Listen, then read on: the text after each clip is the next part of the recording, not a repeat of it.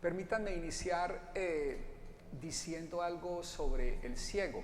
Lo primero, es de las pocas ocasiones en las cuales se le da un nombre a aquel que es objeto de un milagro o de la sanación curativa de nuestro Señor Jesucristo. El Evangelio suele poner a aquellos que reciben la sanación de parte de Jesús sin nombre. Este es uno de los pocos casos, al menos en el Evangelio de San Marcos es el único, en el cual tiene un nombre, Bartimeo. Lo segundo, simplemente como información para tenerlo en cuenta, pero no tiene ninguna relevancia para el texto, el nombre significa propiamente hijo de Timeo. Bar en hebreo es hijo y Timeo es el nombre pues del papá, es el hijo de Timeo, como el hijo de José, el hijo de Pedro, lo que sea. Bartimeo. ¿Qué dice el texto de este ciego? Primero que dice es que estaba sentado al borde del camino. En otras ocasiones ustedes quizá lo hayan escuchado como en el Evangelio y en San Marcos, pero no solo en San Marcos, sino también en el Nuevo Testamento y sobre todo en los Hechos de los Apóstoles, el nombre que se le dio a los cristianos al principio no fue cristianos. Los cristianos no se les llamó cristianos, sino los del camino. Entonces, la palabra camino en el Evangelio y en el Nuevo Testamento tiene un significado teológico, espiritual. Los del camino son aquellos que están siguiendo a nuestro Señor Jesucristo. Entonces, de hecho se me viene a la mente, y no quiero hablar solamente mencionarlo, como en la Iglesia Católica tenemos un lugar que es muy reconocido, no digo conocido porque yo no sé si alguno de ustedes lo conoce, personalmente no lo conozco, en el cual el caminar y la palabra camino es muy importante. Santiago de Compostela tiene muchos lugares, de hecho el más largo empieza desde Francia, sur de Francia, en el cual se va caminando hacia Santiago de Compostela, entonces se hace un camino. De hecho hay una película que, si mal no estoy, se llama El Camino, The Way, me parece, ¿no? Entonces es muy reconocido en el ámbito católico, cristiano, ese lugar católico, ese lugar de peregrinación. Entonces el camino supone peregrinación, supone recorrido con el Señor. El camino entonces supone no solamente el movimiento físico de caminar, sino el movimiento espiritual, interno, psicológico, de ponerse en sintonía de seguir al Señor. Yo no solo lo sigo, y sobre todo no fundamentalmente lo sigo caminando, sino con mi vida espiritual, cuando intento adquirir lo que el Señor me enseña o enseña y hacer lo propio. Este hombre entonces está al borde del camino, es decir, este hombre no es seguidor del Señor, este hombre no está en camino, pero está al borde del camino. Es mejor que no estar en el camino, ni siquiera cerca del camino, no sé si soy claro.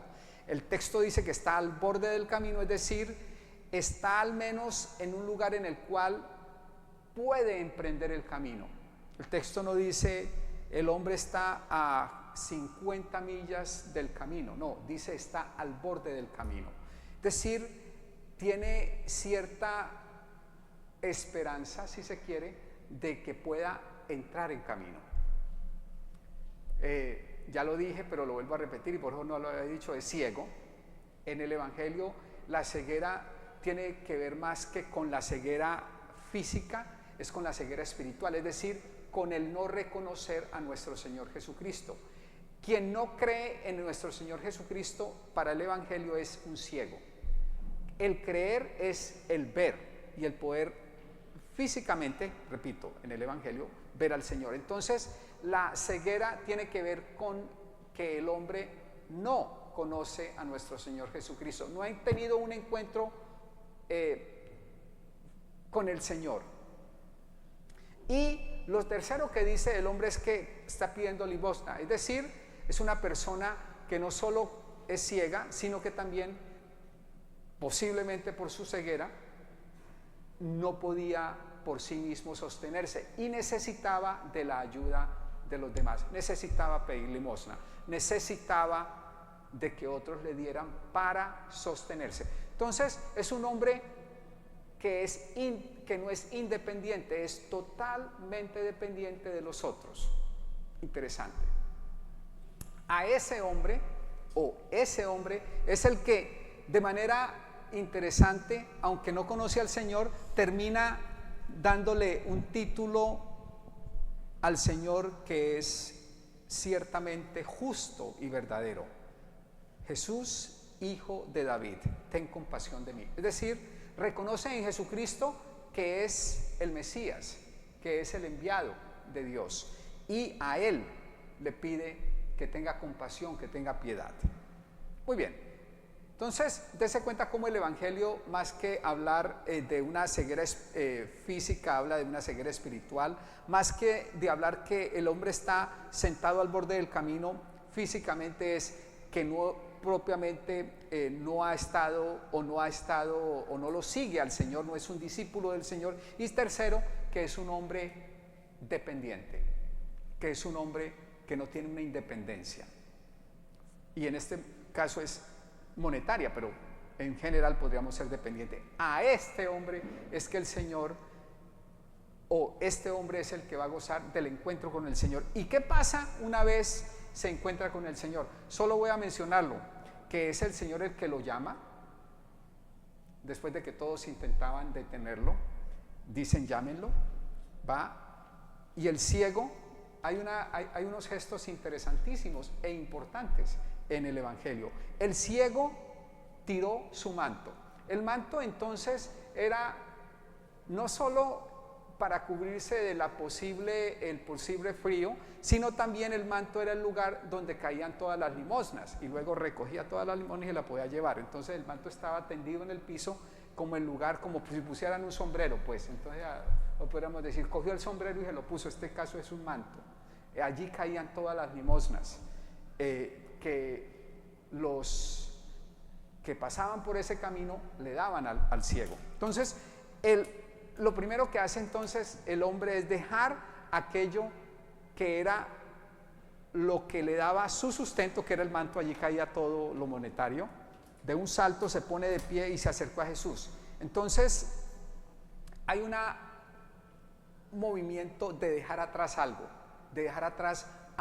que lo tenía de alguna manera dependiendo de eso, y ahora el hombre es capaz de pararse y ser cierta libertad.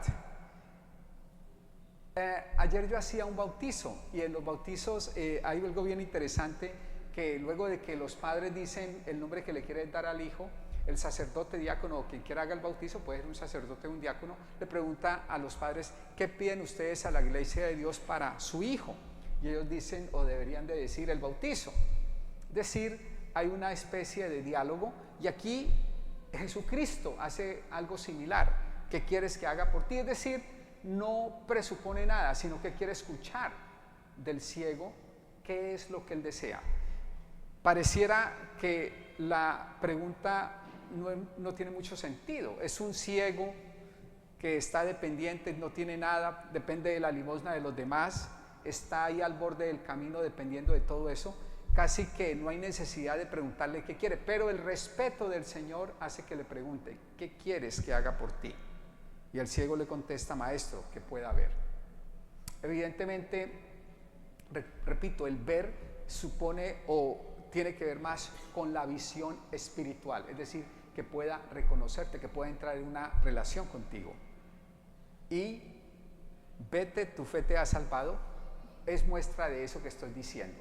Entonces el ciego logra entrar en contacto y en una relación experimental con nuestro Señor Jesucristo. El ciego entonces terminó no siendo tan ciego, pues, porque terminó siendo aquel, contrario a sus discípulos, a los que estaban en el camino reconociendo al Señor. Los que estaban con el Señor en el camino terminaron siendo más ciegos que estos, porque no reconocían totalmente en el Señor al Mesías. Y entonces pasa algo fundamental e importante en el Evangelio. Recobra la vista el ciego y comenzó a seguirlo por el camino. Pasó de ser un ciego que estaba al borde del camino pidiendo limosna a ser alguien que ve, que ahora emprende el camino con el Señor. Bellísimo. Entonces, de alguna manera deberíamos de vernos todos en el ciego. Deberíamos de descubrir cómo este Evangelio está diciéndonos algo a cada uno de nosotros. ¿Qué es aquello que hace que todavía estemos al borde del camino, ciegos, sin reconocer al Señor, y quizá descubrir la voz que nos dice: ánimo, levántense, el Señor te está llamando, el Señor te está esperando? ¿Qué esperas para ir al encuentro del Señor e ir a encontrar al Señor, para recobrar nuestra vista y poder seguir a nuestro Señor Jesucristo en el camino? Repito, el camino es más que un movimiento físico, es un movimiento espiritual. Es decir, que nuestra vida interior cambie, que nuestra vida interior acepte a nuestro Señor y emprendamos un caminar con Él. Que le permitamos al Señor caminar con nosotros, que le permitamos al Señor entrar en nuestra vida y que le permitamos al Señor que abra nuestros ojos para reconocerlo, verlo y experimentarlo. Entonces pidámosle al Señor en esta Eucaristía que, como este ciego al borde del camino que pide piedad, misericordia, nosotros también reconozcamos que podemos y necesitamos en ocasiones de esa misericordia y piedad del Señor, de esa compasión del Señor, para emprender el camino con Él.